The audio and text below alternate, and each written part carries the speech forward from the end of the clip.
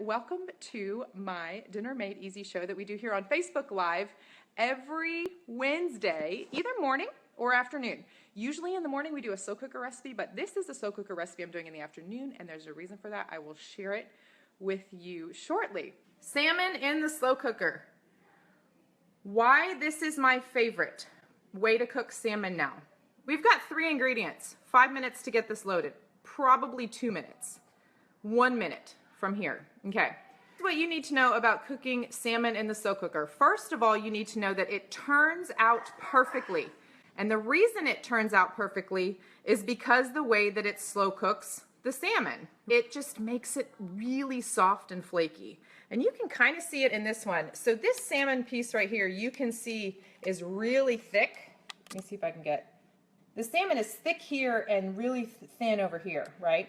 So when you grill it or you bake it, this part over here, because it's thinner, tends to kind of dry out and overcook while this part right here cooks perfectly, right? That does not happen in the slow cooker, and that's why I'm super excited about slow cooking salmon. In order to cook it best, I recommend cooking it on a piece of parchment paper inside the insert. And the reason for that is so that you can get it out really easily. So when it's finished, you're gonna grab both sides. I can't with my one hand holding the phone. You're gonna grab both sides and pull it out with the whole piece together. And then I would recommend having a glass baking dish nearby that will help, that you can just place it right into, and then you can serve the salmon out of the glass baking dish. The goal of the parchment paper with the salmon is to get it out of here easily once it's cooked, because like I said, it's going to be super tender, super soft, and you don't want it to fall apart when if you were to take a small spatula from here and go in to dig it out. It's not going to turn out so well for you, especially when we're about to douse it in this amazing sauce and the veggies. So that's the tip I wanted to share with you about slow cooking salmon is you've got to use parchment paper and then have a 9x13 nearby, like right next to it, so that you can lift it out and just, place it right into the 9x13, if you will. So the one ingredient here is the salmon, salt and pepper. In my 5 ingredient series on $5 dinners this month in July, I don't count salt and pepper as ingredients because it's not usually something you need to buy from the store. Use something you always have on hand. So I don't count that. Next. This is not an advertisement, I promise. This is just the kind that I wanted to get to show you and to talk about the different options.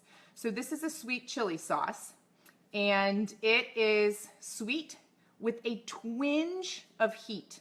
And I say twinge, it really is just a tiny bit. You can see some pepper pieces floating around in here, but it's really not that hot. The sweet balances out the heat, if you will. So we're just going straight on the salmon. You just, I'm trying to move this without blocking your view. You just want to put it right on top. And I didn't use the whole jar there. We're coating the top because I'm going to put a little bit more on top of the veggies. Veggies, this is just like stir fry veggies, right? These are frozen. They're going in frozen, right on top. So this is going to be, maybe I might not use all of it, but we'll see. That's it. We're going to cook this on low for an hour to an hour and a half.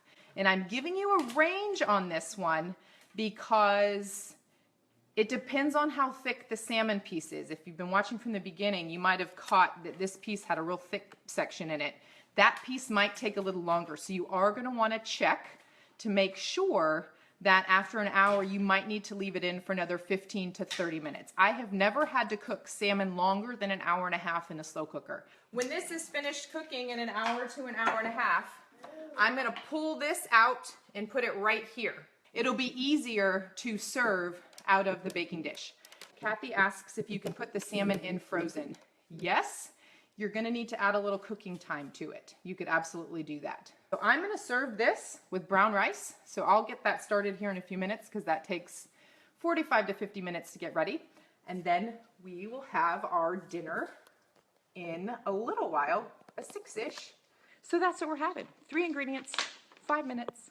That's all It's wonderful. I'm super excited to have this recipe. Where can you find the actual recipe? I just gave it to you, right? It's pretty simple, just 3 ingredients and a couple directions. I'm going to put a link to where you can find this on $5 dinners. Next Wednesday, I will be back for another episode of the Dinner Made Easy show at 6 p.m.